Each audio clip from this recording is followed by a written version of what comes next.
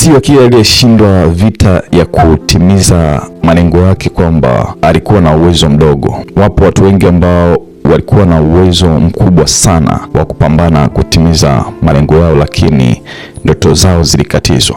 Na zilikatizwa kwa sababu walitoa taarifa nyeti kwa watu ambao hawakutakiwa kupata taarifa zao. Pengine zilikuwa ni taarifa ambazo walitakiwa kuzungumza na Mungu pekee kwenye maombi, lakini wakawaambia watu ambao walikatiza ndoto zao. Neno la Mungu katika Mithali sura ya 18 mstari wa 21 linasema mauti na uzima viko katika uwezo wa ulimi. Lakini pia ukisoma Yakobo sura ya 3 mstari wa 5, neno la Mungu limefananisha ulimi na moto mdogo ambao unaweza kuteketeza msitu mzima. Yaani ulimi ni kiungo kidogo katika mwili wa mwanadamu, lakini ukitumika vibaya unaweza kuleta matatizo ambayo unaweza usiyatatue katika maisha yako yote. Watu wengi wanatoa taarifa zao nyeti kwa watu wanaowaamini, na muda mwingine huwa ni marafiki na wakati mwingine huwa ni ndugu.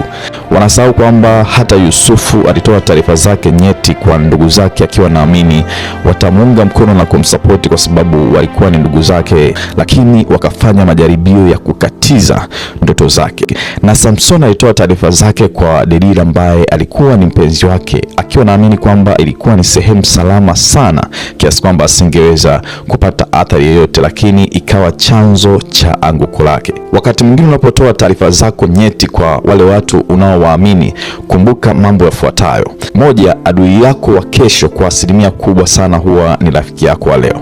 Lakini pia kumbuka, mafanikio ya mtu mmoja huwa yana tabia ya kutengeneza chuki kwa mtu mwingine, na si kila mtu ambaye ni rafiki yako wa leo anaweza kuendelea kuwa rafiki yako kama viwango vyako vya maisha vikibadilika. Usimwambie mtu yeyote haya mambo makuu matatu kulinda hitima ya kesho yako. Kama ni mara yako ya kwanza kuingia kwenye hii channel, tafadhali subscribe na bonyeza alama ya kengele hapo chini ili uweze kuwa na mwendelezo na kupata maarifa ambayo yatakusaidia kwa namna moja ama nyingine kwenda kutimiza malengo yako. Na mimi ni Mwalimu Jonathan Kwizera.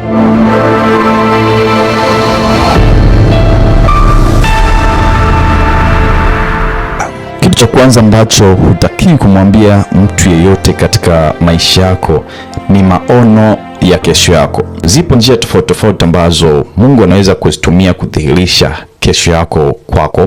Inawezekana ikawa njia ya ndoto ama vinginevyo. Usithubutu kumwambia mtu yeyote, kwa sababu si kila mtu anaweza kuvumilia kusikia kesho yako ikoje. Maono ya kesho yako ni kama mimba ambayo haijafikia wakati wa kujifungua, hivyo inahitaji kufunikwa katika utumbo wa uzazi ili kuendelea kuwa salama. Chukulia mfano, marafiki zako au ndugu zako wajue kwamba baada ya miaka 3, 4, 5 wewe utakuja kuwa rais, na wakati wewe ukiwa rais wao watakuwa ni waokota makopo. Namna gani ambavyo watakuchukulia?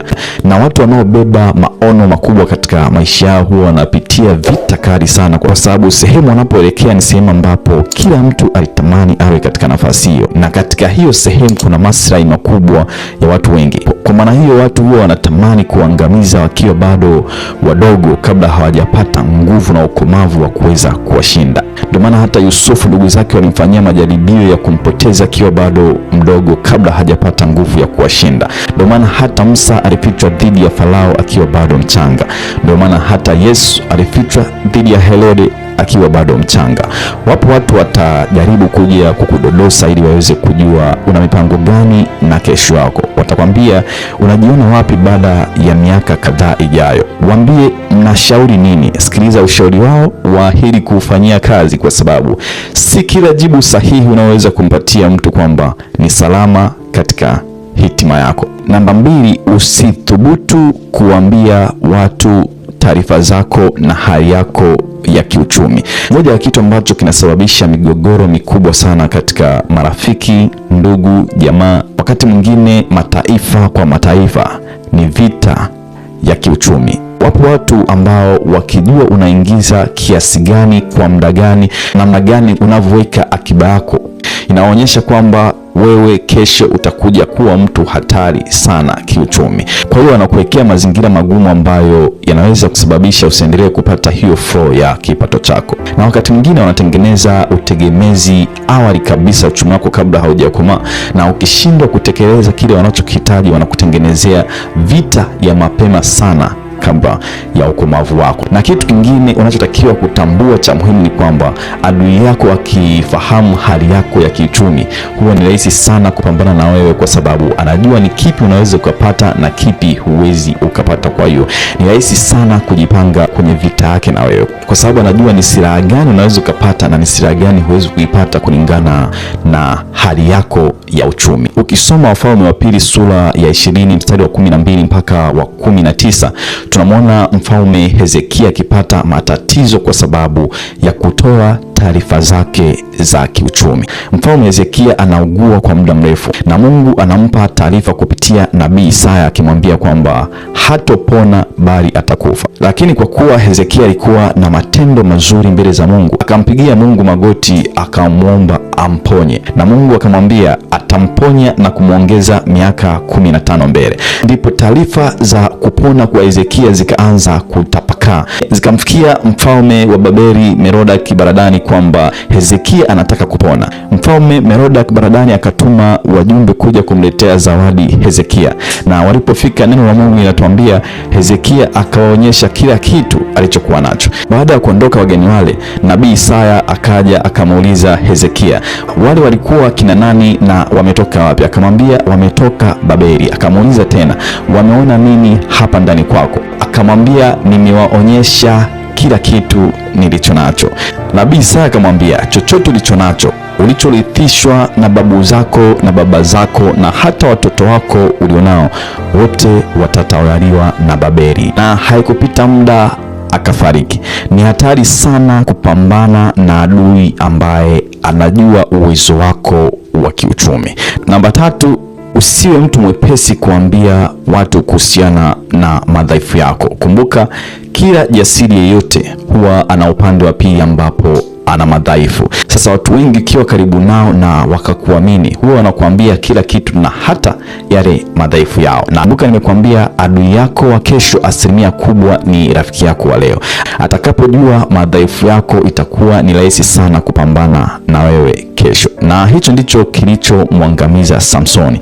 Baada ya kumwamini sana Delila, akamwambia, mimi nguvu zangu huwa nazipata kwa sababu sijawahi kunyolewa hizi nywele, na ukinioa hizi nywele na kuwa mwanadamu wa kawaida sana na siwezi kupata nguvu tena. Na hicho ndicho kikawa chanzo cha anguko la Samsoni.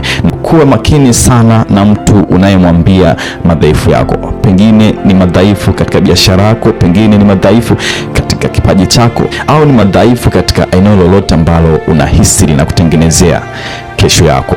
Ndio maana hata Yesu mwanzoni alipokuwa akianza kutenda miujiza akiwasaidia watu, alikuwa anawaambia tell nobody, usimwambie mtu yeyote, kuwa naamini kwamba muda unaweza kumwelezea mtu katika wakati sahihi tofauti na ulimi. Mimi ni Mwalimu Jonathan Kwizera. See you.